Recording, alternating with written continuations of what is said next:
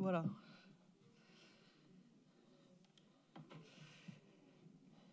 Bien, bonsoir à toutes et à tous.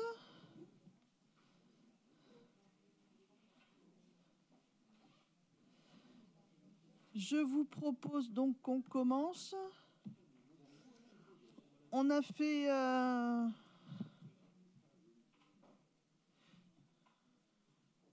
une petite rencontre avec la presse pour leur parler de notre service et faire le bilan de notre service lutte contre le mal logement. Donc c'est pour ça qu'on est un peu en retard. Voilà. Donc je vais procéder à l'appel. Ça ouvrira les hostilités. Pascal Emat est présente.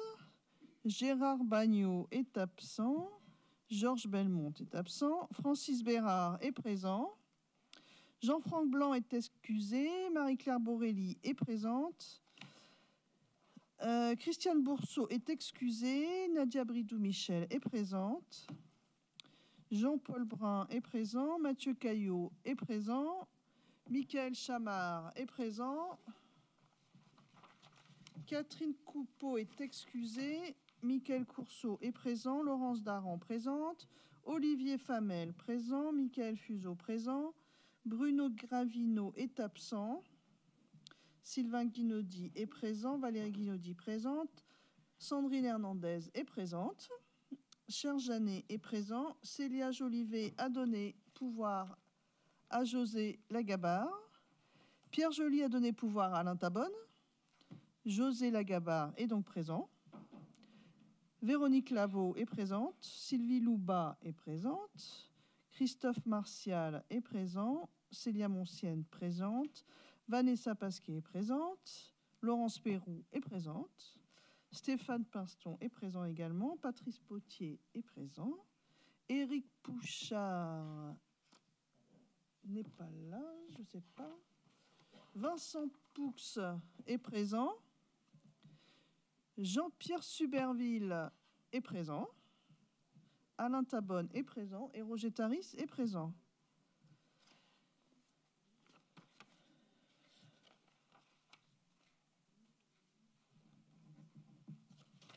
Hop, voilà la feuille de présence.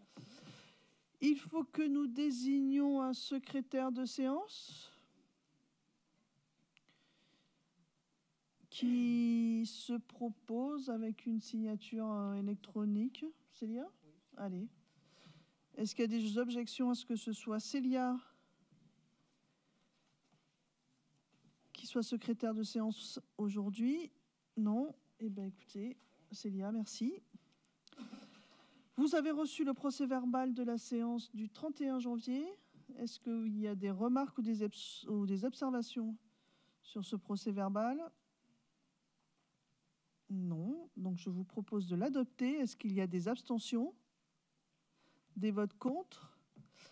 Merci.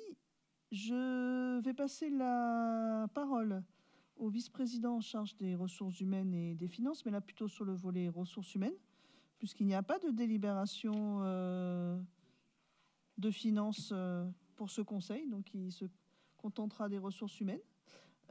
Pour une première délibération qui est pas une délibération, qui est plutôt de l'information. Voilà.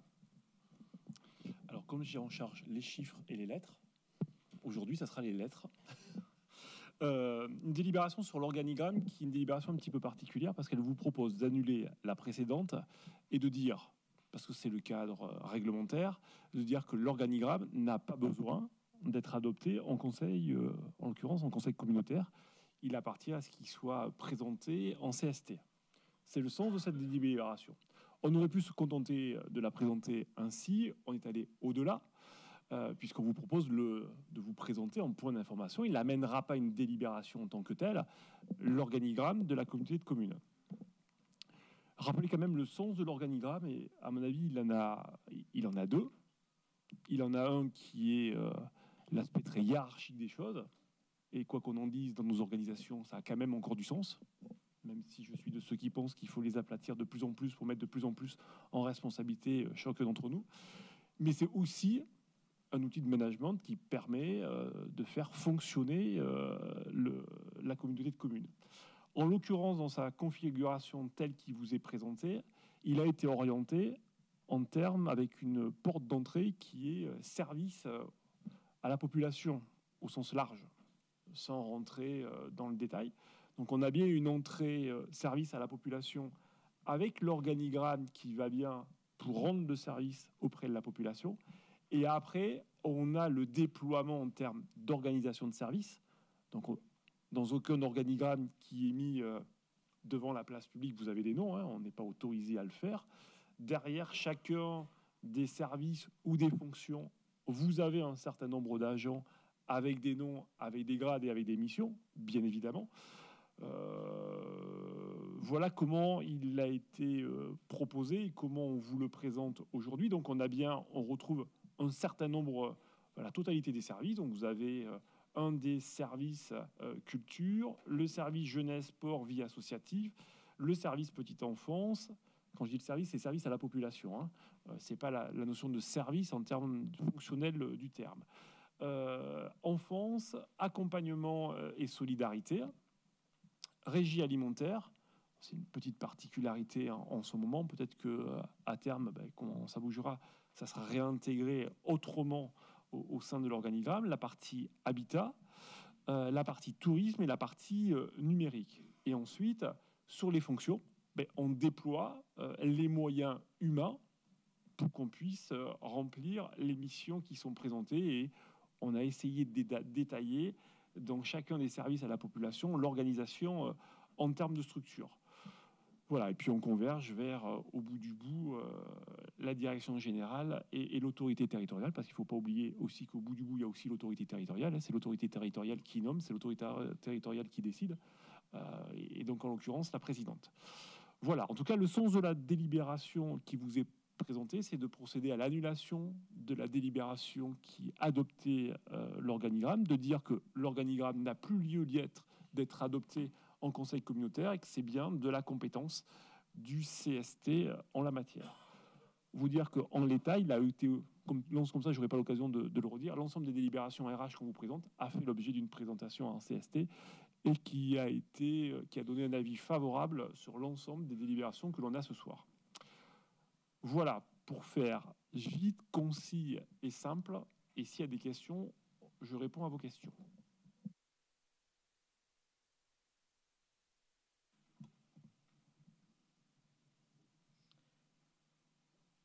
Est-ce qu'il y a des questions? Non, écoutez, parfait.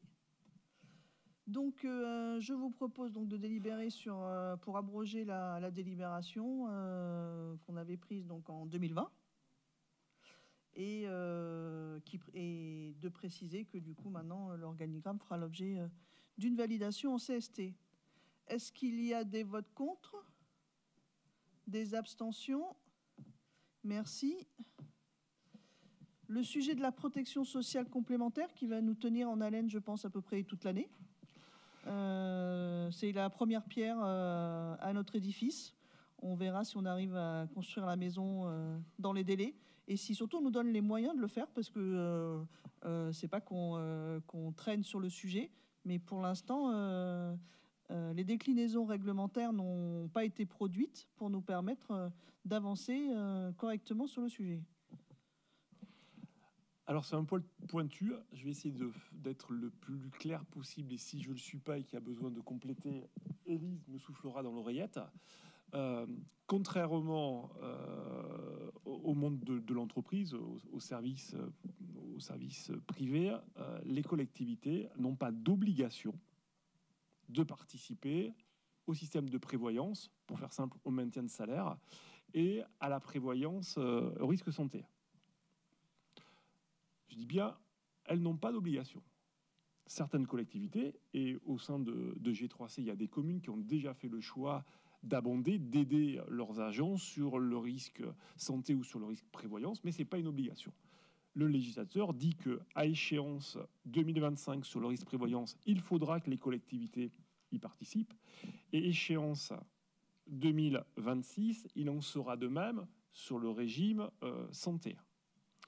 Dans les deux cas, pour faire simple, on peut soit aider les agents sur le risque et santé et prévoyance s'ils adhèrent à un dispositif labellisé dans le cadre du décret. S'ils ne font pas appel à un système d'assurance ou à un système mutualiste qui n'est pas dans le décret, on ne peut pas les aider. Première possibilité.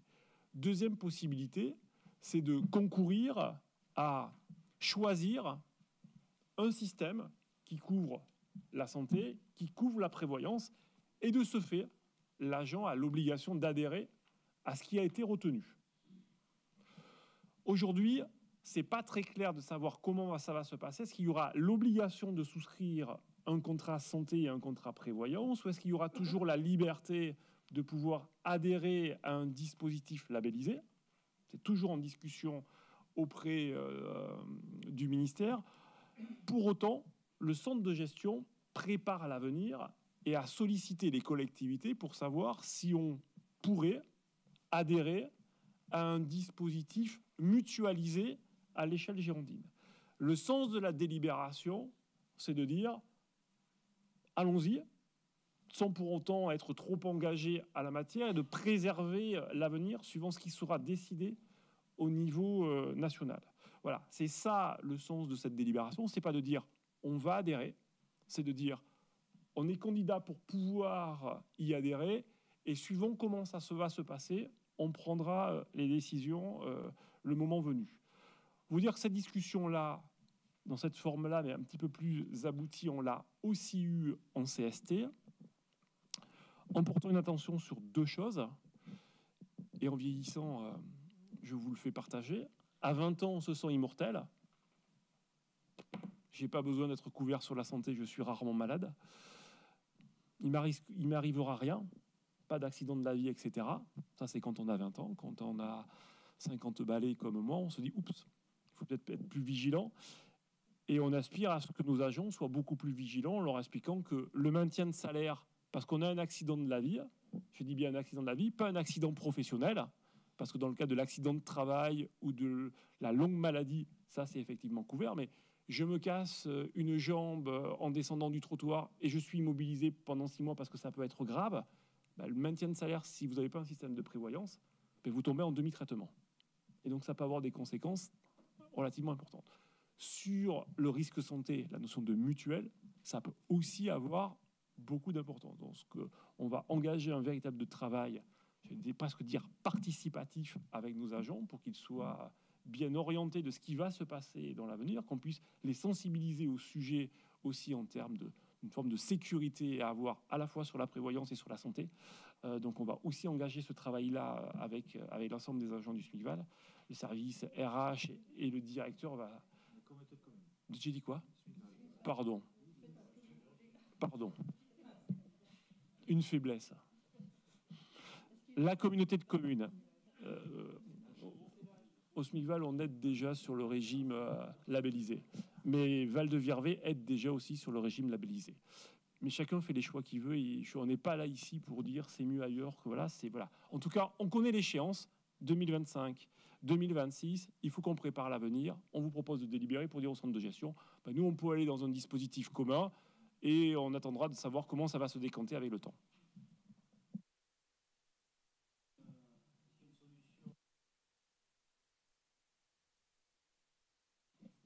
Alors c'est le cas, c'est le centre de gestion, donc je pense que dans les communes, vous avez dû être sollicité aussi par le centre de gestion.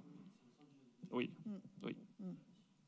Mais on pourrait aussi faire le choix demain de monter un marché pour les agents de la communauté de communes ou un groupement d'achat.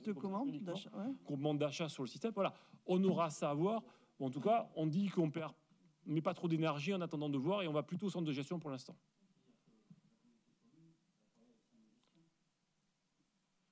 En tout cas, c'est ce qu'on vous propose de préparer, et on ajustera au moment où les décisions nationales seront prises, à savoir est-ce qu'on va plutôt sur le labellisé, est-ce qu'on va sur l'obligation. Il y a des conséquences. Je reste sur le risque santé parce que c'est le plus simple. On a des agents qui sont couverts par leur conjoint dans le cadre d'une mutuelle qui les couvre plutôt bien peut-être, et que demain on va les amener sur un régime obligatoire de couverture en étant moins bien couvert avec le dispositif santé. C'est pour ça qu'il faut qu'on travaille réellement le sujet, parce que c'est pas aussi simple et simpliste que ça, quoi. Le fait d'y participer, c'est une avancée, mais il ne faut pas qu'il y ait une forme de pénalisation dans le choix que l'on fait en termes de couverture, quoi. Voilà.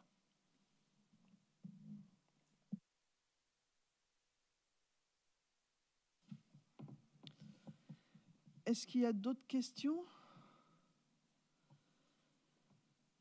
Donc, je vous propose de délibérer sur la décision de se joindre à la procédure de mise en concurrence du centre de gestion sur le risque santé et prévoyance et de reprendre une délibération en fonction de ce que seront à la fois la réglementation et la mise en les résultats de la mise en concurrence du centre de gestion, si ça nous convient. Voilà. Est-ce qu'il y a des abstentions? Des votes contre? Merci. Les deux délibérations suivantes, c'est une modification au tableau des effectifs. La première, c'est d'augmenter une quotité de travail. C'est comme ça qu'il faut le définir, même si ça va fermer un poste et le réouvrir. On a, sur des missions complémentaires, besoin de basculer un poste de 28-35e à un équivalent temps plein à 35-35e. Et c'est le sens de la délibération qui vous est proposée. Donc, à partir du 1er juillet 2024, en emploi permanent, en temps non complet, 28 heures, sur les fonctions de cuisinière, mais il n'y a pas que ça, de fermer le poste et de l'ouvrir avec des missions complémentaires sur un équivalent temps plein. C'est plutôt une bonne nouvelle pour l'agent. Et ça va plutôt dans le bon sens.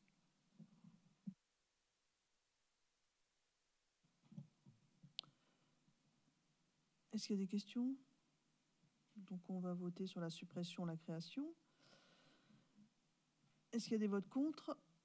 Des abstentions, pardon. Merci. Pareil. Alors, c'est vraiment une création au tableau des effectifs, c'est une création pure et dure, en l'occurrence, et c'est ce que je disais en discutant avec Michael. Quand on porte des nouveaux services, il faut en déployer les moyens, soit les moyens financiers pour pouvoir le faire, c'est ce qu'on fait dans le cadre du budget, et les moyens humains pour pouvoir faire fonctionner les services. En l'occurrence, sur le projet 44 que porte Michael dans la réflexion globale, ça va du fonctionnement de la construction jusqu'au fonctionnement, pour être plutôt précis dans le bon sens. Il y a aussi les moyens humains à déployer pour faire fonctionner le service. Et en l'occurrence, il vous est proposé de créer un poste de coordinateur, coordinatrice, masculin ou féminin, médiateur, médiatrice numérique et culturelle sur le pôle ressources digitales 44. Ce qui a été identifié dans la liste de postes, je ne vais pas vous la commenter, on répondra à vos questions si vous en avez besoin et on le définira plus clairement, c'est de recruter plutôt sur une catégorie B en l'occurrence, et d'ouvrir ce tableau au tableau des effectifs. Voilà. Alors pourquoi je dis catégorie B? Parce que le grade d'animateur, c'est un grade de catégorie B. Voilà. Et on vous a mis dans la note, sans que j'ai à le commenter, l'ensemble des missions qui lui sera confiées. Donc ça, on ouvre bien le poste au tableau des effectifs. Après, on peut avoir des candidats en interne comme des candidats en externe. Ça, c'est l'autre sujet du choix. Mais on ouvre avant tout le tableau au tableau des effectifs, le poste au tableau des effectifs. Merci. Michael, tu vas apporter des précisions sur le poste, comme tu veux. Voilà, ok. Oui, bien sûr. Est-ce qu'il y a des questions sur la création de ce poste? Pas de questions, donc on va voter. Est-ce qu'il y a des votes contre? Des abstentions? Merci. Adhésion à l'association des marchés publics responsables? Oui, vas-y. C'est renouveler notre adhésion à l'association des marchés responsables pour l'année 2024, tout simplement. Et notre cotisation, c'est 1100 € par an. Et ça permet de mettre en réseau le réseau des acheteurs. C'est de la valeur ajoutée, voilà, c'est de l'échange d'informations, c'est de l'échange sur les bonnes pratiques aussi, ça, c'est aussi important. Et puis ça permet aussi de partager, j'allais dire, un annuaire fournisseur qui n'existe pas, mais voilà, c'est vraiment du réseau et du partage, et c'est aussi important pour notre service achat. Voilà. C'est important pour notre service achat et c'est important aussi pour nous parce que du coup, on a quand même un peu revu notre politique d'achat, voilà, notamment à l'arrivée de la nouvelle responsable qui effectivement travaille beaucoup avec cette association pour qu'on puisse avoir une vraie politique d'achat et autant que faire se peut, le maximum responsable possible. Voilà. s'il n'y a pas de questions, je propose qu'on passe au vote. Est-ce qu'il y a des votes contre? Des abstentions? Merci. Nous avons délibéré en janvier ou en décembre d'ailleurs, je ne sais même plus, en janvier, sur notre unité culinaire. Nous avons donc procédé à la consultation dans le cadre d'un appel d'offres pour la maîtrise d'œuvre pour la création de cette unité culinaire de restauration. Alors, il faut que je prenne la délibération, puisque quand on vous l'avait envoyé, la commission n'était pas tout à fait... Voilà, vous aviez pas... Voilà, vous avez des X et des 0, et c'est pas tout à fait ça. Donc, du coup, la commission d'appel d'offres s'est réunie le 21 février. Après l'analyse des offres, l'entreprise, donc le maître d'œuvre qui est retenu, c'est Horner Ordonneau Architectes, avec un groupement constitué avec Intégral de Restauration, Ascodit Énergie et Fluide, Ingeco, EMA Acoustique, Cube Ingénieur et Event TP, qui sont donc représentés par le mandataire solidaire Horner Ordonneau Architectes, donc basé à Bordeaux, pour un montant 251 280 € hors taxe.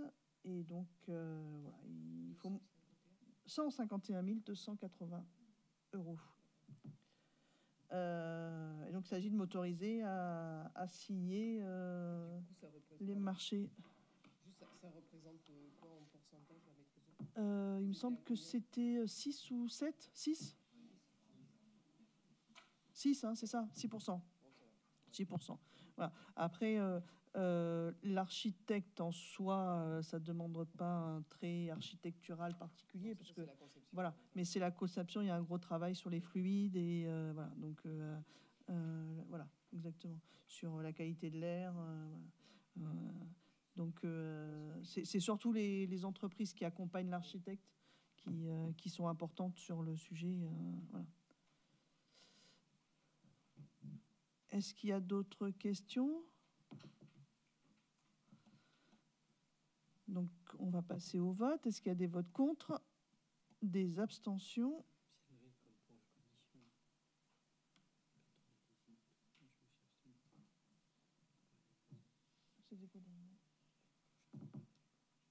Ah oui, d'accord. Alors, Monsieur Tabonne s'abstient.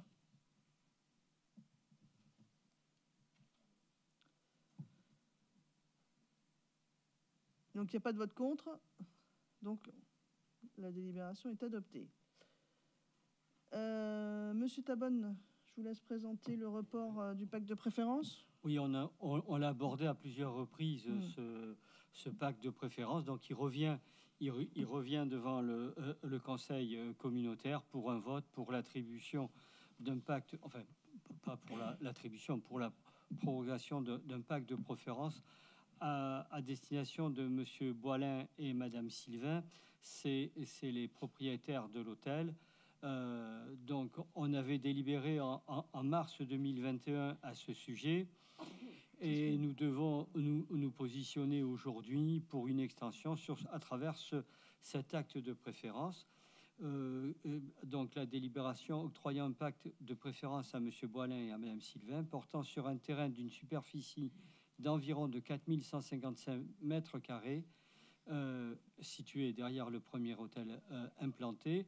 La durée de ce pacte étant de 3 ans à compter de la dite délibération, soit jusqu'au 28 avril 2024. Donc, c'est bien pour ça ils ont besoin d'avoir une année pleine en résultats comptables. C'est ce qui se passe. Ils sont très satisfaits de leur implantation. Et quand on passe, on voit effectivement qu'il y a toujours un parking le soir qui est occupé. Il faut savoir qu'ils ont noué aussi des partenariats avec les entreprises locales, et notamment celles de la ZAC, qui reçoivent soit des fournisseurs, soit des clients, et donc ce qui leur permet de loger sur place. Donc, toute l'utilité, bien entendu, de cet hôtel, et encore plus demain, puisque ça sera un hôtel 2 étoiles alors que celui-ci est de 3 étoiles. C'est ce qui vous est proposé, avec bien entendu, au départ, il y avait un prix de 60 € le mètre carré, qui va être, étant précisé que le prix de cession ne pourra connaître qu'une majoration et que la majoration ainsi constatée ne pourra être inférieure à 10%. Donc ça, c'est ce qui était convenu. Et aujourd'hui, on vous propose un pack de préférence sur la base de 90 € le mètre carré. Voilà. Pour une superficie de 4000 et quelques mètres carrés. Je suis en train de le chercher, mais ça ne se déroule pas très vite sur mon écran. Donc voilà, 90 € le mètre carré. Jusqu'au 31 décembre 2025 pour la signature. Est-ce qu'il y a des questions?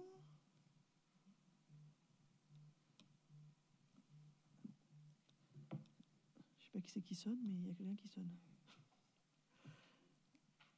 Donc, est-ce qu'il y a des votes contre? Des abstentions? Merci. On avait en 2022, en fin d'année 2022, hein, c'est ça? Lancer une expérimentation en lien avec notre plan vélo sur le financement à l'acquisition des vélos. Je vais laisser Michael présenter la délibération. Et donc, la délibération, c'est de continuer ce dispositif en 2024. Si on fait un petit point sur ce qui s'est passé en 2023, on a accordé 73 aides pour 6 259,50 €, donc une aide moyenne de 85 € par achat. 73% ont acheté un vélo électrique d'occasion, 55% pour une utilisation de loisirs et 20% pour du domicile-travail. Après, si on fait un petit tour des communes, donc sur les 73, 2 dossiers à Bourg-sur-Gironde, 4 à Gauriac-Guay, 0 à Lansac, 3 à Montbrier, 3 à Pejard, 1 à Prignac, 3 à Pugnac, 31 à Saint-André, 4 à Saint-Gervais, 5 à Saint-Laurent-d'Ars, 0 à Saint-Trojan, 1 à Tauriac, 0 à Teuillac, 8 à Val-de-Virvé et 2 à Virsac. Donc, il est proposé de reconduire ce dispositif au 1er janvier 2024. Alors, même si on le vote maintenant, ça sera à effet rétroactif. Et dans le budget, on avait mis une enveloppe de 10 000 €. Donc, ça sera dans les mêmes conditions d'aide, les premiers arrivés jusqu'à épuisement du stock. Sachant qu'on n'avait pas forcément dépensé toutes les enveloppes initiales. Donc, voilà. Et puis on a refusé 3 dossiers qui étaient hors cadre, mais sinon, les autres étaient... Et dès début janvier, on a eu des sollicitations, donc c'est pour ça qu'on le propose de manière rétroactive pour pouvoir répondre favorablement aux sollicitations du début d'année. Voilà. Et je pense que c'est un dispositif intéressant et qui valorise la pratique du vélo sur le territoire. Et dès qu'il fait un peu beau, ce qui n'a pas été trop le cas ces derniers temps, on voit de plus en plus de monde à vélo et c'est très bien. Voilà. Est-ce qu'il y a des questions? Donc, je vous propose de passer au vote pour la prolongation de ce financement de l'aide à l'achat au vélo. Est-ce qu'il y a des votes contre? Des abstentions? Merci. Lalec, vas-y.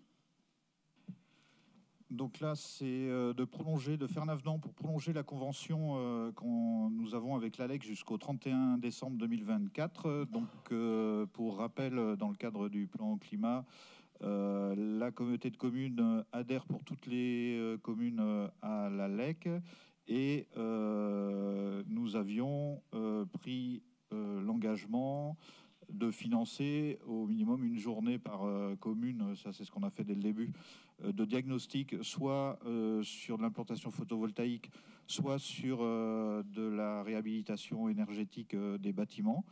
Et donc, si on regarde ce qui s'est passé les 2 dernières années, nous avons financé 78 jours d'intervention de l'ALEC pour un montant de 18 720 €. Donc ce qu'on propose, c'est de continuer ces accompagnements. On traitera les demandes d'accompagnement selon l'ordre d'arrivée. Même chose, on a fixé au budget, pour rappel, une enveloppe de 10 000 €. Il est proposé aussi de payer la cotisation annuelle qui, pour 2024, s'élève à 2 514 €. Par contre, l'ALEC nous a informé qu'ils envisageaient d'augmenter de 20% l'adhésion, ce qui ferait 3 030 € l'année prochaine, et de passer le coût journalier de 240 € à 340 €, soit 41% d'augmentation. Donc vous verrez dans la délibération qu'on autorise aussi, Madame la Présidente, à interroger l'ALEC sur les raisons de l'augmentation probable, puisque ça passera lors de leur assemblée générale. Et en fonction de la réponse, on verra comment on continue ou pas en suivant.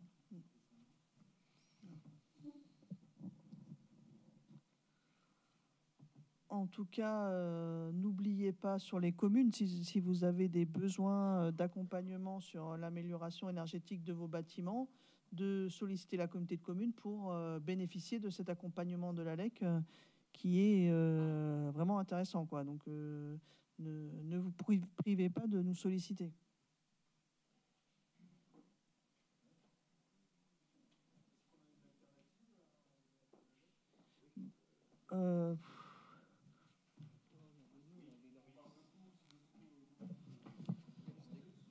Après, il y a le service qui fait tout du SDEG, qui le propose aussi. Je sais pas, je connais pas le prix. Après, on pourra aussi, à ce moment-là, on réfléchira, on regardera, et on pourrait aussi faire un appel d'offres pour avoir un accompagnement par un bureau. Mais c'est pas gagné non plus à ce prix-là. Donc je pense que même à 340 €, ils seront toujours plus intéressants que d'autres. Monsieur Famel. Oui, Madame la Présidente, bonsoir, chers collègues aussi. Juste une question, alors c'est pas une question de trappe, hein, je précise. L'ALEC, effectivement, elle est reconnue légitime et bon, après on peut passer par le SDEG, mais à force de tout faire, on finit par ne plus rien faire. La question est, est-ce qu'on a un retour sur les conseils de ce cabinet d'audit, sur les économies potentiellement réalisées entre le moment où ils ont pris les dossiers en main et voir effectivement si on a un retour sur investissement, pour faire court. Alors là, il faudra poser la question aux communes avec un an d'exercice, mais en tout cas, dans les Christophe, il va nous en dire un peu plus. Allez, c'est bon, ouais. Alors, retour sur investissement, surtout, j'allais dire, très bon conseil. Voilà, moi, je sais que sur les dossiers avec lesquels on a travaillé avec l'ALEC, on a été très bien accompagnés. On a eu de nombreuses réunions, j'allais dire, en commune. J'allais dire, ils n'ont pas ménagé leur temps. De bons conseils sur le montage des dossiers, sur l'analyse des offres. Enfin, ils nous ont vraiment suivis, j'allais dire, jusqu'au bout de la démarche sur les dossiers de consultation qu'on a pu mener. Donc, c'est pour ça que je disais tout à l'heure que voilà, 340 € la journée, même s'ils passent à 340 € la journée, ce qui nous amène à 40 € de l'heure pour des ingénieurs, j'allais dire, on peut essayer de consulter, mais je suis à peu près sûr du résultat. Non, mais vraiment, nous, à Val-de-Vervet, on est satisfait de l'accompagnement qu'on a eu sur des dossiers assez importants, quoi. Après on fera, nous, un bilan, parce qu'on le suit en interne ici, qu'on retrouvera notamment dans le bilan du PCAET. Et donc, on suivra tout ça, mais il faut une petite année d'expérience. Et il y a eu aussi Goriaguet qui a fait du photovoltaïque. Donc là, on n'est pas sur on n'est pas sur de l'économie, mais c'est de la production. Donc il y a plein d'atouts. Serge, vas-y. Oui, donc je peux en dire deux mots. En fait, même chose, c'est-à-dire qu'il est très disponible, très compétent. Et il y avait plusieurs choix. Et nous, on pensait, par exemple, mettre le photovoltaïque sur la salle communale. Et en fait, on s'est aperçu qu'il ne fallait pas. La charpente n'était pas apte à tenir. Voilà, il y avait tout un tas de conditions. Donc, il nous avait bien informé de tout ça. Et on a été très satisfaits. On a réalisé le projet.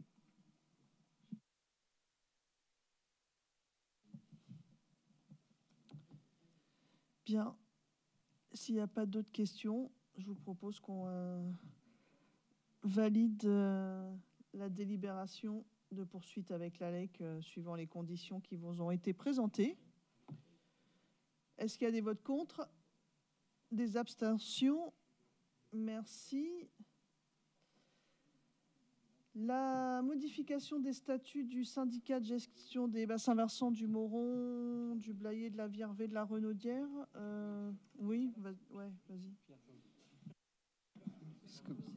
Puisque Pierre n'est pas là. Oui, donc le syndicat de gestion des rivières Moron-Viervée, pour l'essentiel, doit modifier ses statuts pour en tout cas une raison principale qui est l'élargissement du bassin hydrographique, puisque aujourd'hui le syndicat gère les bassins versants de la Viervée et du Moron dans leur effectivement dans leur linéaire, je dirais, rivière, mais n'intègre pas toutes les zones de palud. On se rend compte surtout en ce moment qu'en fait les rivières elles finissent toutes dans les palus et que effectivement la question des palus est un vrai sujet. Donc de toute façon c'est une obligation, hein, le bassin hydrographique d'une rivière, ça va jusque à la Dordogne, en tout cas à l'estuaire pour nous, jusqu'au dernier espace de rejet en tout cas. Voilà, donc le syndicat en a profité, donc on a rajouté toutes les zones de palus. Il y a des petites zones sur le Blayais, voilà, entre en gros Blaye, enfin Goriac là, et puis à descendre, mais surtout il y a toutes les grandes zones de palus de Cubzac, Saint-Romain-la-Viervée, Asque et une partie de la lande de Fronsac là, voilà. Voilà, il en a profité pour modifier. Alors ensuite, la gouvernance, dans les statuts du syndicat, la gouvernance et le financement du syndicat étaient répartis en fonction des surfaces du bassin hydrographique pour chaque communauté de communes. Donc le plus gros bassin hydrographique, c'est la communauté de communes du Grand Cubzaguais, qui a 9 délégués. Ensuite, il y a le Blayais, latitude Nord-Gironde en tout cas, et le Fronsadais.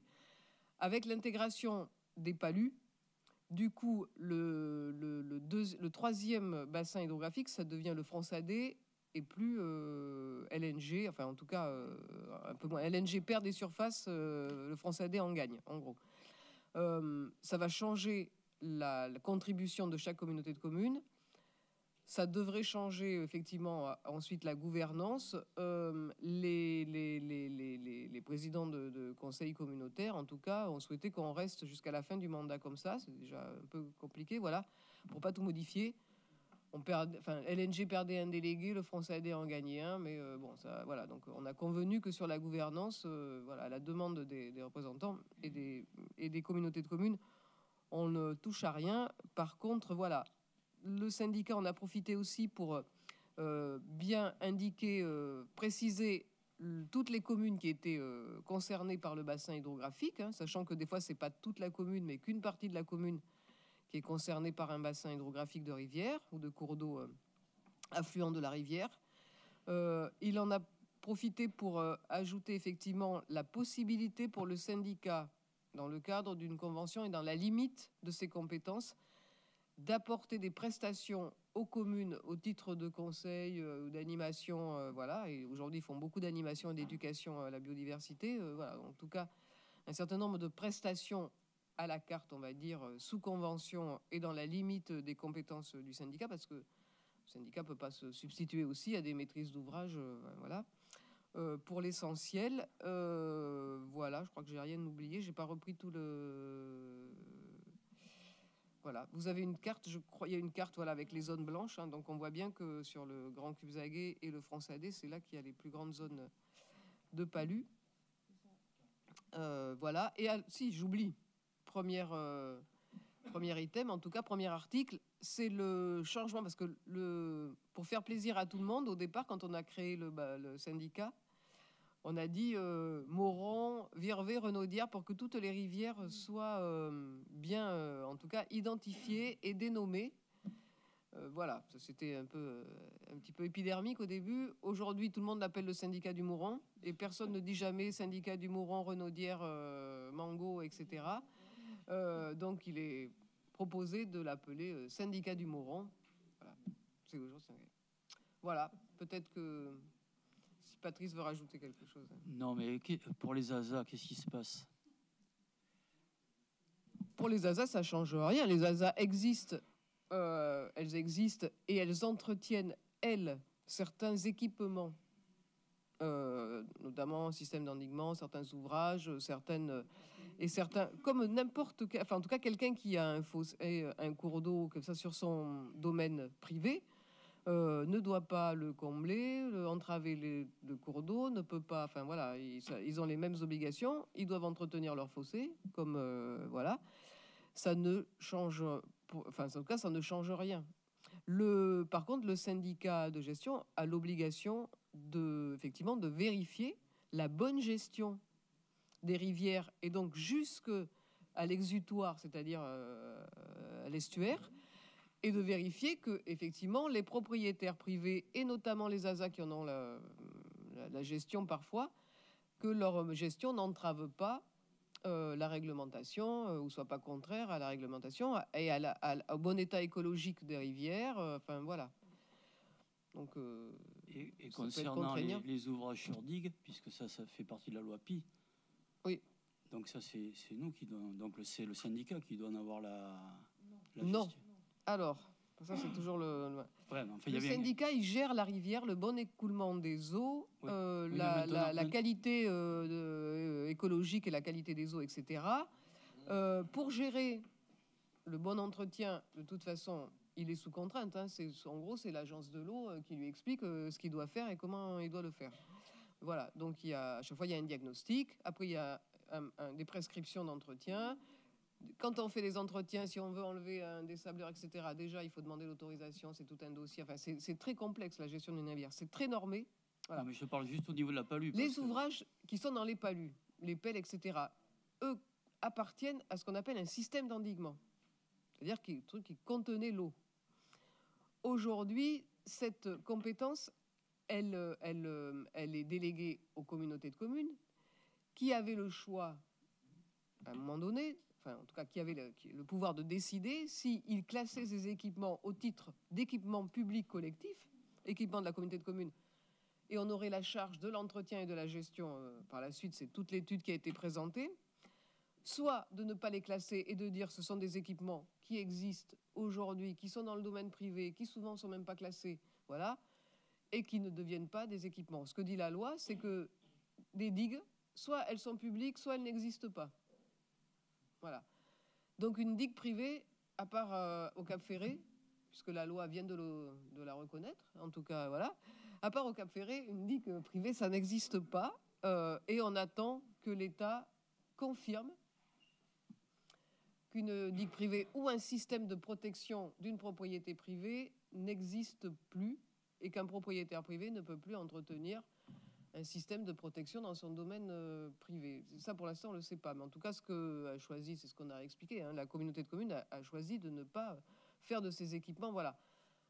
Après, il y a des ouvrages de régulation qui ne sont pas des systèmes d'endiguement. Il y a des pelles qu'on ouvre, enfin nous on en a hein, sur des cours d'eau, les exudoires d'eau de ruissellement, etc. Il y a des pelles, ça c'est différent.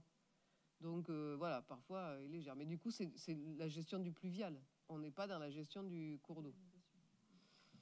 Voilà, on attend les précisions de l'État sur aujourd'hui les équipements dits remblais, digues, protection dans le lit majeur. Enfin, en tout cas, voilà, pour savoir ce qu'on devra répondre aux ASA et aux propriétaires privés. Voilà, c'est un gros sujet.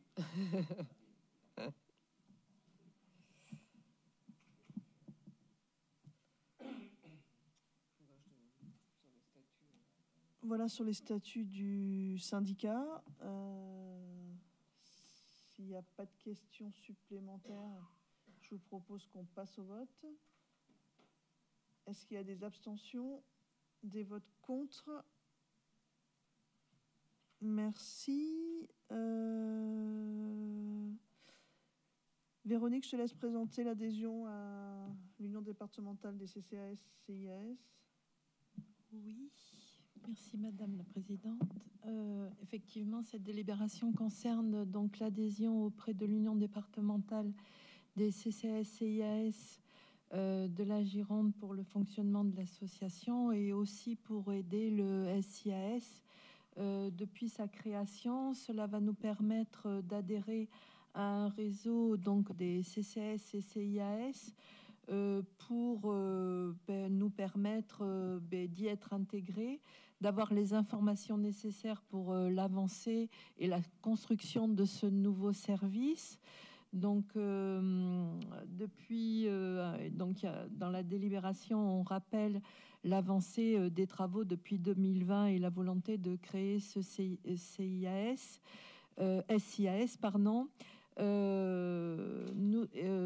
La création de ce service nous a permis également, au vu des compétences, de créer un poste de conseillère en économie sociale et familiale et de l'affecter au SIAS. Et cela va lui permettre aussi d'avoir des échanges avec le réseau et d'autres professionnels pour parfaire donc le service.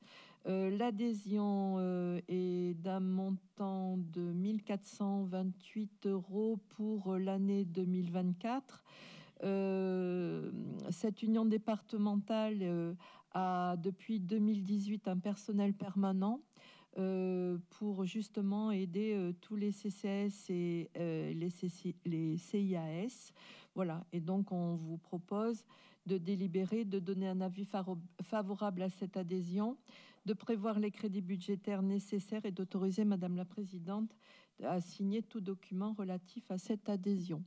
On se posait la question, donc on est heureux de pouvoir, enfin si vous en êtes d'accord, d'adhérer à cette union départementale, parce que le fait que ça ne soit pas un CIAS, on s'interrogeait, mais voilà, ça va être possible.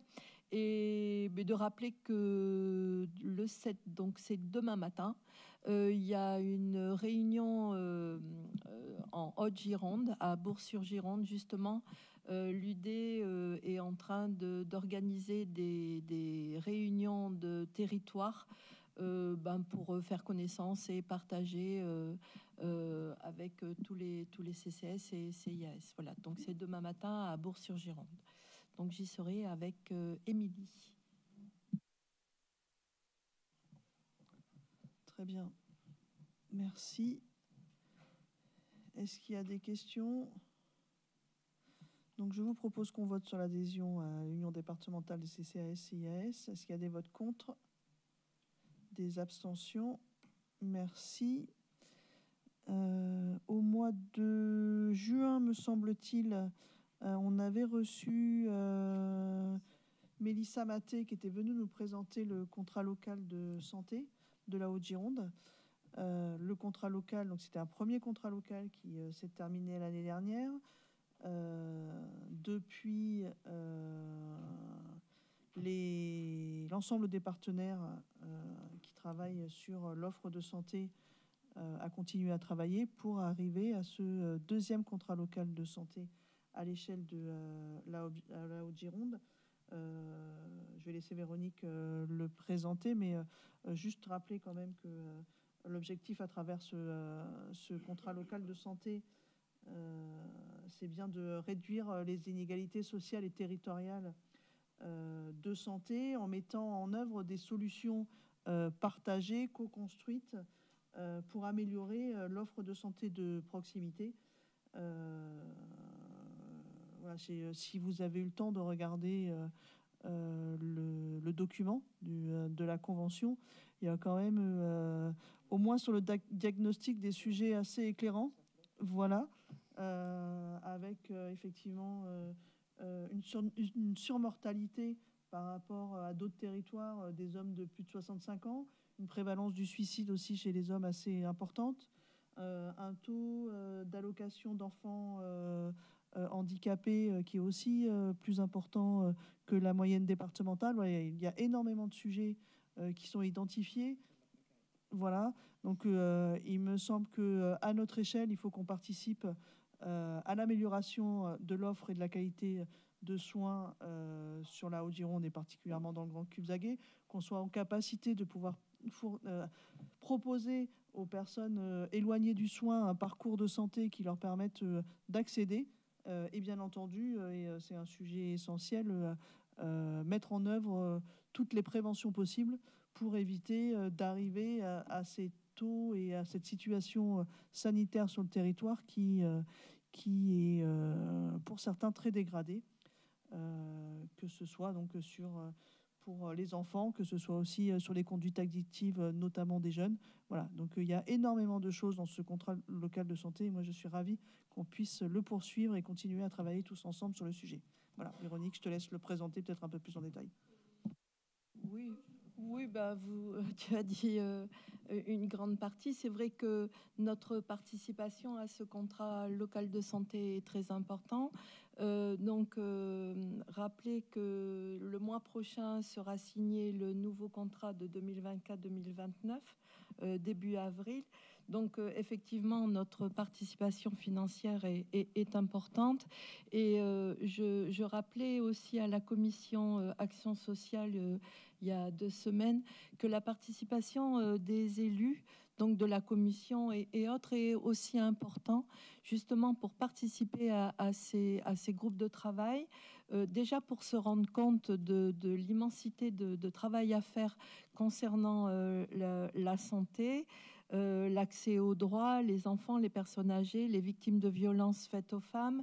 Nombreux sont les sujets qui sont abordés sur les axes à travailler.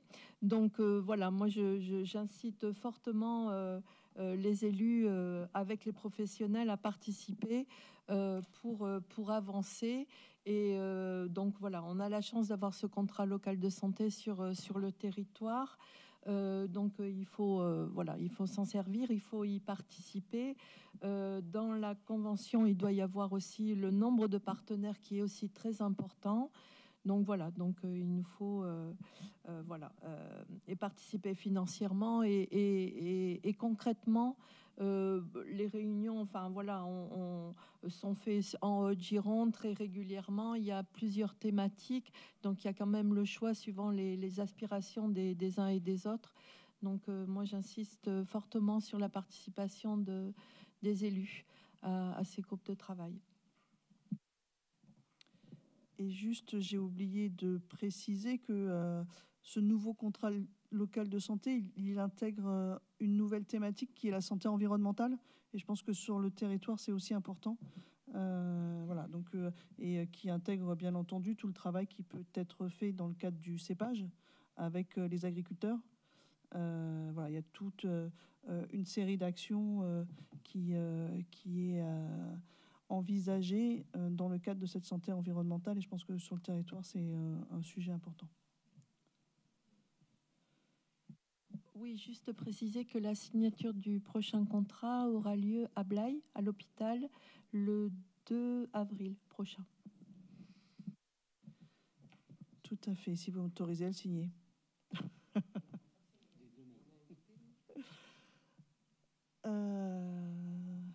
Juste, moi, oui. J'ai regardé sommairement, mais c'est vrai que si... je trouve que ça serait intéressant. Est-ce que Mélissa Maté ou les services de l'ARS, j'en sais rien, ont des données sur les évolutions sur les 10 dernières années? Parce que ce qui serait intéressant, c'est de voir s'il y a une dégradation de la santé des populations de notre territoire. Voilà, je sais que dans le Médoc, on a un peu la même chose, hein, en tout cas dans des territoires similaires. Une évolution, ce qui voudrait dire qu'il y a une évolution de la précarité au droit de l'accès à la santé. Mais on voit bien la déprise. Enfin là, le nombre de médecins diminue. Ceux qui partent à la retraite ne sont pas remplacés. Voilà, le temps d'attente pour faire une échographie de prévention, c'est 6 mois, donc c'est super. On te dit qu'il faut faire attention, te faire dépister. Mais quand tu prends rendez-vous pour te faire dépister, c'est au moins 6 mois, dans le meilleur des cas. Donc voilà, ça vaudrait le coup. Et puis quand on entend aujourd'hui que les ALD risquent d'être remboursés, mais de façon partielle aujourd'hui, sur les maladies chroniques, ça va...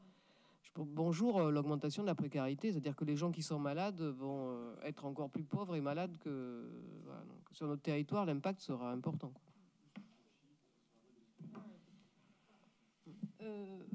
Après, enfin, déjà, il y aura les données du premier contrat local de santé. Avant, le réseau santé sociale qui existait auparavant a peut-être des données. Alors, est-ce que ça va être sur 10 ans? Peut-être que oui, parce que le réseau existe depuis bien plus longtemps. Mais bon, voilà, je pense que ça doit être possible de regarder l'évolution. Je pense que dans la signature du contrat, il y aura de toute façon une présentation. C'est le matin, oui, en fin de matinée vers 11h.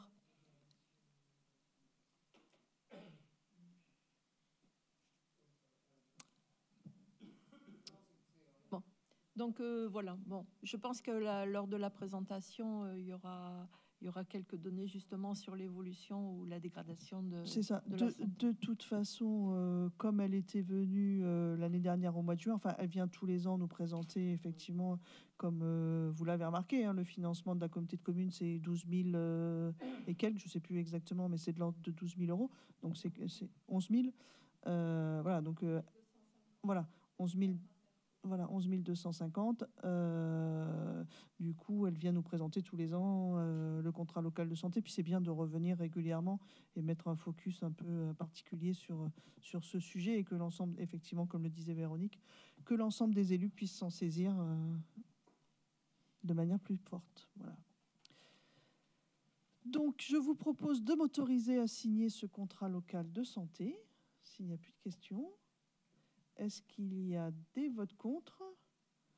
Des abstentions? Merci. La délibération suivante porte sur l'acquisition de plusieurs parcelles, puisqu'il y a plusieurs parcelles, même si ce n'est pas très grand, il y a plusieurs parcelles, sur la commune de Saint-André. Serge, tu la présentes ou non? Non. Alors je la présente. Si tu veux pas, il n'y a pas de souci. Voilà. Dans le cadre de notre projet de territoire ici demain Grand Cube Zaguet 2030, on avait une fiche action sur la réhabilitation, requalification de la maison de la petite enfance à Saint-André. Il y a quelques temps, la commune de Saint-André nous a saisi sur un terrain qui était à vendre juste derrière entre entre le Secours populaire et là où il y avait l'ancien dentiste avant, tout le terrain qui a, la maison a été rachetée et là ils revendent le terrain qu'il y a derrière la maison. Donc la commune nous a saisi pour savoir si on était intéressé par ce terrain. Donc bien entendu, nous avons répondu favorablement puisque ça nous fait effectivement derrière une extension possible ou l'usage d'un accès ou l'usage d'un petit jardin derrière. Voilà, donc ça nous intéresse dans le cadre de la maison de la petite enfance.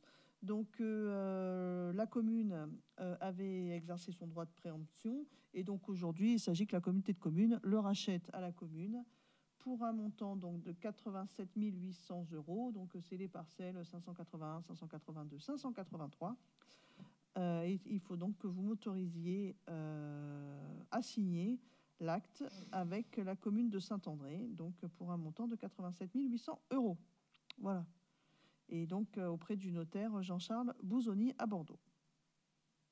Voilà. S'il n'y a pas de questions sur le sujet, je vous propose de délibérer. Est-ce qu'il y a des votes contre? Des abstentions? Merci. Donc on va pouvoir prendre rendez-vous chez le notaire.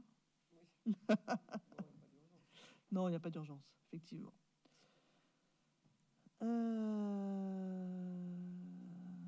L'acquisition du centre de loisirs, du coup, puisqu'il existe déjà à Saint-Gervais. On en parle depuis un petit moment. Hein. La communauté de communes occupe depuis 1998 les locaux de la commune de Saint-Gervais pour y exercer le centre de loisirs. Et donc, on avait proposé déjà depuis un petit moment à la commune de Saint-Gervais que la communauté de communes puisse devenir propriétaire de ce bien avec une extension sur la maison qui est à côté, qui est contiguë, pour qu'on puisse, pour le coup, là, ça ne sera pas de la rénovation, je pense. En tout cas, ça sera de la grosse rénovation si c'est de la rénovation, puisqu'il y a quand même un petit chantier pour pouvoir rénover ce centre de loisirs. Et en fait, on inversera la convention qu'on avait avec Saint-Gervais, puisque Saint-Gervais utilise ses locaux pour son accueil périscolaire. Là, pour le coup, c'est Saint-Gervais qui utiliserait les locaux de la communauté de communes pour y faire son accueil périscolaire. Donc, on a une estimation des domaines. La communauté de communes avait réalisé... non, la mairie avait réalisé avec un financement de la communauté de communes des travaux. Et voilà. Donc après échange avec la commune de Saint-Gervais, on s'est accordé sur un montant de 260 000 euros pour l'acquisition donc de l'ensemble du bien immobilier qui comprend l'actuel centre de loisirs et la partie qui va sur la route en fait. Voilà.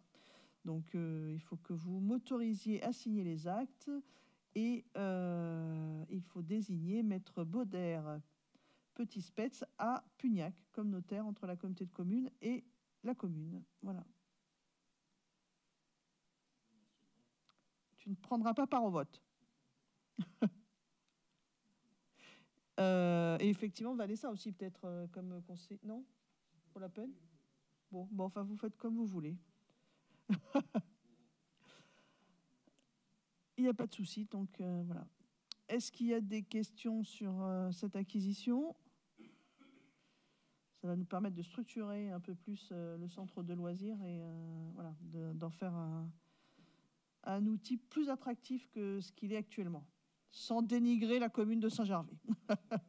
Non. Aujourd'hui, on n'est pas en capacité d'accueillir la demande qu'il y a et on n'est pas en mesure, on n'a pas la surface financière pour faire les travaux nécessaires pour accueillir toutes les demandes qu'il y a à Saint-Gervais.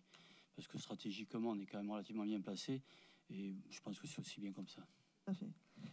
Et c'est bien aussi, puisque pendant un moment, on avait envisagé d'acheter un terrain et de construire du neuf. Là, on est dans la rénovation, donc ça rentre totalement dans notre politique voilà, de préservation du foncier et de réutilisation du foncier. C'est-à-dire, c'est pas une friche, mais de réutilisation du foncier. On peut arrêter là. Non, bah bien sûr.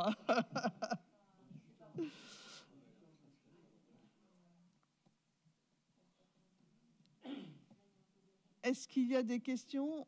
Donc, je vous propose de passer au vote. Est-ce qu'il y a des votes contre ? Des abstentions ? Merci. Bon, on a fini sur la série des acquisitions pour la communauté de communes, là, pour aujourd'hui. D'ailleurs, tant qu'on est sur les acquisitions, j'ai signé en février, la maison de Bourg, et on a maintenant les clés de la maison de Bourg, donc on est complètement propriétaire de la maison de Bourg. On va pouvoir dérouler notre projet qui, pour le coup, n'est pas dédié à un ALSH, mais plutôt à une crèche, entre autres. Alors, les deux dernières délibérations, non, les trois d'ailleurs, qui sont nécessaires à la suite des élections à Saint-Gervais.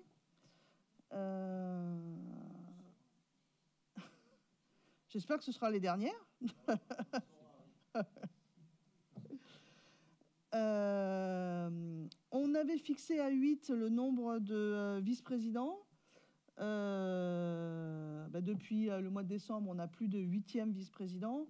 On s'est un peu réorganisé et donc je vous propose de reprendre une délibération, puisqu'on avait pris une délibération, donc dans le cadre du parallélisme des formes, il faut que nous reprenions une délibération pour fixer le nombre de vice-présidents à 7, donc supprimer la vice-présidence qui était donc patrimoine communautaire. On s'est réorganisé pour que chaque vice-président dans ses délégations puisse prendre en compte la partie communautaire et patrimoine communautaire. C'est-à-dire que quand il y a des sujets de bâtiments sur les centres de loisirs, c'est Serge Jarnet. Sur le bâtiment 44, c'est Michael. Sur la rénovation énergétique, Michael Courceau vient en complément de Michael. Donc on travaille plutôt du coup en équipe sur le patrimoine communautaire. Donc voilà, c'est le premier point de la délibération. Donc fixer le nombre de vice-présidents à 7. Et du coup, de modifier la composition du bureau, puisque le bureau était fixé avec 8 vice-présidents. Et du coup, 8 vice-présidents et 12, c'est ça, hein, et 12 membres du bureau. Maintenant, comme le maire de Saint-Gervais n'est plus actuellement membre du bureau, puisqu'on ne l'a pas désigné encore, donc on fixe aujourd'hui le bureau à 21 membres, avec donc la présidente, les 7 vice-présidents et 13 membres du bureau. Voilà. C'était pour qu'il y ait tous les maires représentés dans le bureau, les vice-présidents et les délégués. Voilà. Voilà pour la délibération. Est-ce qu'il y a des questions? Je vous propose donc qu'on passe au vote. Est-ce qu'il y a des votes contre? Des abstentions? Merci. Il nous faut donc désigner un nouveau membre du bureau. Et donc, comme je disais tout à l'heure, l'objectif, c'était que chaque commune soit représentée dans le bureau. Je vous propose la candidature de Patrice Potier. Il faudrait normalement que nous désignions par vote à bulletin secret, c'est une désignation. Donc si personne ne s'y oppose, je vous propose, je vois Jean-Pierre qui soupire, je vous propose de le désigner à main levée, plutôt que de repasser sur un bulletin secret, s'il n'y a pas d'autres candidatures, bien sûr.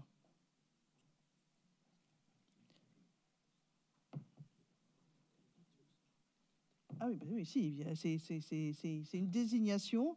J'ai obligation de demander s'il y a d'autres candidatures. Voilà.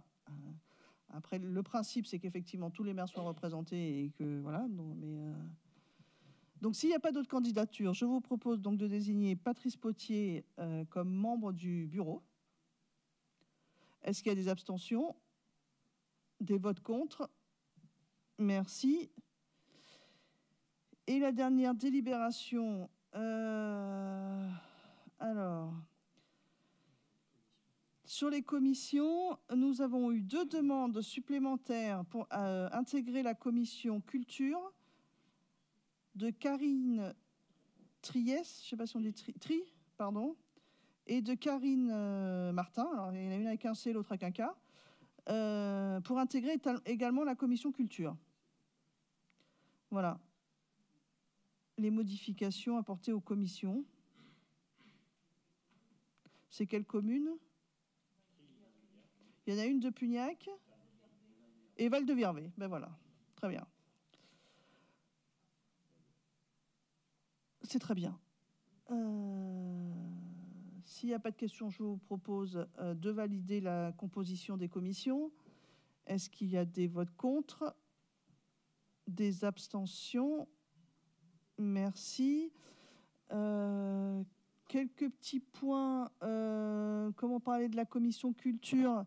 Vous avez été saisi faut trouver 2 personnes par commune, hein, c'est ça Nadia? Minimum 2. S'il y a plus, on les accueille avec grand plaisir. Donc au moins 2 habitants de vos communes. Oui, c'est des habitants, c'est pas des élus, pour participer à l'atelier de travail sur le projet culturel de territoire. Voilà, qui se tiendra le 23 mars, ici le matin.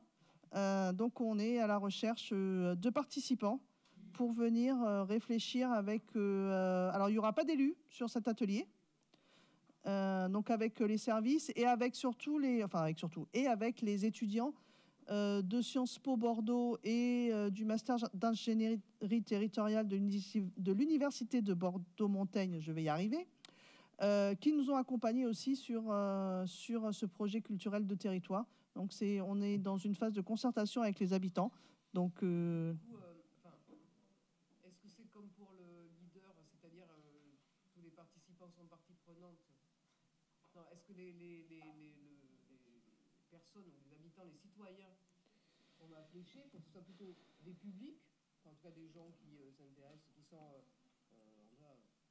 consommateurs, usagers, en tout cas, voilà, ou est-ce que ce sont des professionnels? Alors, plutôt pas des professionnels, plutôt des usagers, ou plutôt des gens qui... Ça peut être aussi des gens... Qu'on voit partout dans les... Alors non, pas forcément. Non, les associations, c'est encore autre chose. Ils ont un autre temps de consultation. Les citoyens voilà. Voit partout Voilà. dans les manifestations. Alors, soit qu'on voit partout, soit des gens qu'on voit nulle part. Ça peut être aussi des gens qui sont éloignés de la culture et qui accepteraient de venir échanger. Voilà, après, c'est... Et de tout âge. Ça peut être des jeunes. Même ceux de 50 ans. Non, minimum 2. Ah, minimum 2. Vanessa. Dis-lui à Sylvain, même ceux de 50 ans. Celui-là. Est-ce qu'on a un flyer ou quelque chose à diffuser sur nos sites internet pour recruter? Alors, non. Alors, c'est déjà sur les réseaux, sur Facebook et Insta. Mais Guillaume va vous envoyer tout ça. Et voilà, exactement. Il va vous envoyer tout ça immédiatement. Non, immédiatement peut-être pas, mais vous l'aurez demain. Voilà.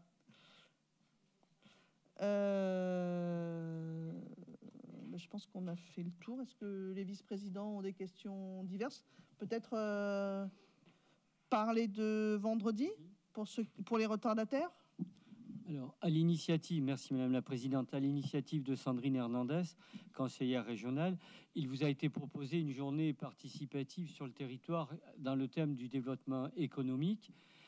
Certains d'entre vous sont inscrits, d'autres non. Je ne sais pas si on peut encore s'inscrire, Guillaume. Oui, il y a encore des places disponibles, donc n'hésitez pas à vous inscrire si vous le pouvez. Il y a un rendez-vous ici dès vendredi matin avec un départ en bus pour visiter 2 entreprises, une à Peugeard, l'entreprise Moco, et puis une autre à Val. Il y a Sojibois. Ah, ça a changé alors encore. Cette semaine déjà, il y a encore du changement alors. Voilà les voiles l'après-midi, mais le matin. Donc veuillez m'excuser. Encore mardi, il y avait un changement, donc j'en étais resté là. Donc Fargeau et Sojibois pour le matin. Après, on va au château l'Insoumis, ça, il n'y a pas de changement. Il y a un pique-nique organisé. Et l'après-midi, on va à Tauriac pour une entreprise qu'on va découvrir un petit peu sur les voiles. Voilà. Donc, Sandrine proposera d'autres thèmes au cours de l'année, mais le premier, c'est le développement économique. Et nous avons visité, pas plus tard qu'hier, Fruits d'Or pour la commission développement économique pour ceux qui ont pu se libérer. C'était aussi extrêmement intéressant parce qu'on a pu, avec une image qu'on avait peut-être de cette entreprise qui était tout à fait différente en la visitant. Donc je vous remercie à tous d'avoir participé et je remercie par avance avec Sandrine pour vendredi. Voilà. Et en tout cas, peut-être ce qui nous a le plus surpris, surpris, hier, c'est leur vraie satisfaction d'être là, en fait. Voilà. Parce qu'on se dit toujours, bon, ils viennent par défaut. Non, non, mais si, parce que voilà, on n'est pas. Ils sont pas venus là par défaut. Ils ont choisi de venir là et ils sont très satisfaits d'être là. D'abord parce que l'environnement est plutôt agréable, qu'ils sont très satisfaits de l'accueil qu'ils ont pu avoir sur le territoire, que ce soit de la part de la communauté de communes, mais aussi de tout l'ensemble de ce qu'il peut y avoir sur sur des services sur la zone. Donc voilà, c'est aussi une satisfaction pour nous de voir que le travail dans le choix des entreprises, c'est très positif. Et voilà, c'est un vrai choix pour eux. C'est pas un choix par défaut. Voilà. Oui, effectivement, pour compléter, si tu le permets, Madame la Présidente, déjà sur la qualité de la zone, et effectivement, c'est une belle zone que nous avons. Après, pour leurs collaborateurs, il y a sur place les services tels que la piscine, le cinéma, là aussi, les salles de sport, là aussi, c'est un plus pour la qualité du personnel. Ils ont transféré l'entreprise, ils étaient 27, donc une grande partie qui n'était pas du territoire. Aujourd'hui, ils sont 37 et 80% de leurs collaborateurs habitent sur le territoire. Vous voyez un peu la bascule et ils en sont très contents parce qu'ils ne connaissent plus les retards dus à la rocade de Boucher, ni rien du tout. Et le troisième point que nous insistons dans la commission développement économique, c'est que pour eux notamment, ils reçoivent leur flux de Dunkerque. Les camions arrivaient le matin peut-être avec 1h30 ou 1 heure de retard. Aujourd'hui, ils sont là au quart d'heure près, ce qui leur permet de commencer à travailler bien plus tôt, de planifier dans la journée et de s'organiser différemment. Donc ce territoire est attractif. Madame la Présidente leur a bien indiqué que les prix n'étaient plus les mêmes entre le moment où ils ont signé et aujourd'hui. Ils en sont conscients, mais ça confirme aussi notre volonté d'attirer des entreprises et pas n'importe lesquelles entreprises, puisque ceux qui sont là, ils nous disent bien, non pas par courtoisie et politesse, mais qui sont bien contents d'être là. Voilà. Et ils jouent le jeu du territoire aussi, puisqu'ils sont en contact avec le lycée sur les formations, ils prennent des stagiaires. Voilà, donc voilà, tout à fait. Ils ont effectivement pris contact avec les entreprises de l'aide alimentaire, parce qu'ils ont quelques restes que la grande distribution ne veut pas en fonction de ces desiderata assez restrictifs, on va dire. Ils ont quelques restes et effectivement, quand ils sont consommables, ils en font bénéficier les associations de l'aide alimentaire. Donc, c'est une vraie inscription sur le territoire et c'est plutôt bien. C'est plutôt positif. Voilà. Je ne sais pas si vous avez d'autres sujets. Eh bien, sinon, je vous souhaite une bonne soirée. Le prochain conseil communautaire, vous l'aurez noté, aura lieu le 10 avril. Voilà. Peut-être. Bonne soirée à tous et à toutes. Merci.